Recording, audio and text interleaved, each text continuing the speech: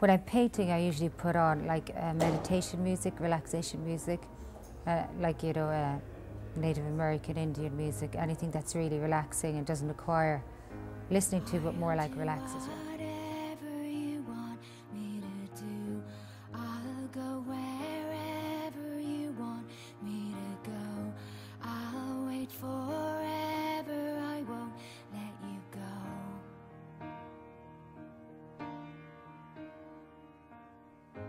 Don't think I'll ever get over you.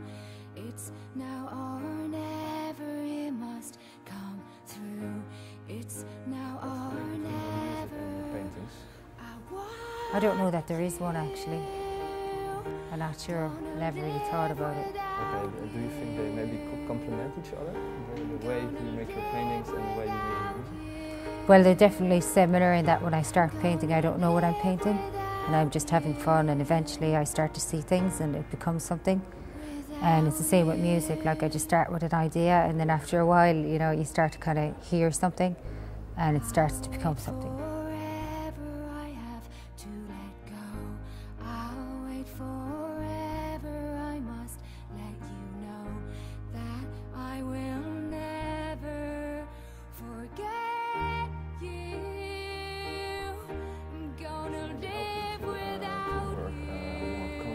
On your records, those paintings. When you make a painting, you mostly start with a concept. No, I don't really start with a concept actually. I usually just go up and I just have my canvas and I just start painting. Sometimes I just start with mixing colours and I just paint the canvas over and back, and then I step back and sometimes I can see things like figures, bodies, something like that, or maybe a kind of a landscape, and then I have an idea and I kind of go with the idea then, you know. Okay. Sometimes it goes really bad and I have to paint it all black again and put it away for a while, bring it back out and start again, you know. So just like for fun though, it's more relaxing, you know. Sometimes with your music as well, that when you almost finish the track and in the end you think, oh, it's nothing, and just scrap the whole song and yeah, it's the very same really. I mean, there's often times when I have ideas for songs and stuff and I think it's going to be crap, but then if I go with it and I get around a certain corner and then I, you know, work with my co-producer, I say, what do you think it is? And if he gives me really positive feedback, then I push it further, and generally it turns out really good. But it's always good to have somebody to bounce off of, so you get a bit of feedback while you're doing it, you know. Okay. Can you name a particular song on your forthcoming record, No Baggage, where that happened? Yeah, I mean, there was a fair few, like Switch Off the Moment.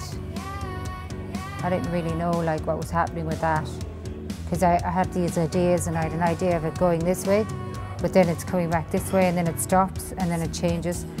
And I was wondering if it would all work out, but it did actually work out really good, because as the song goes, it's not predictable as it goes along, you know. And that's like the fun thing, is challenging yourself and doing things you've not done before. Because it's easy to write songs that are just verse, chorus, bridge, verse, chorus, bridge, but it's also fun to kind of try to do something you've never done before.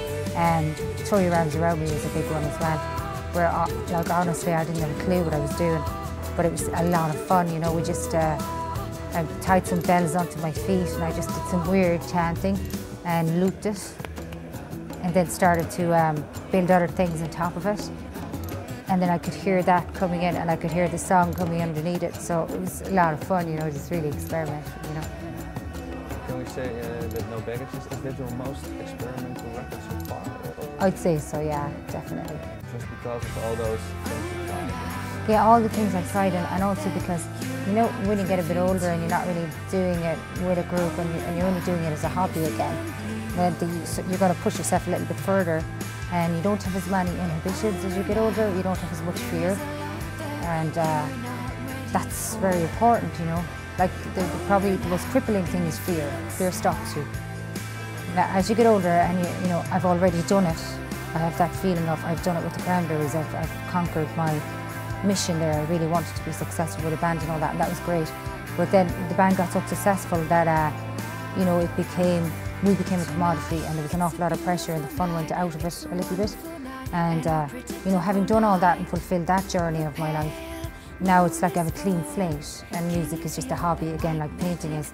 And it's great because then you really experiment, you know, you're not really worried about critics and all that because you're not so big anymore.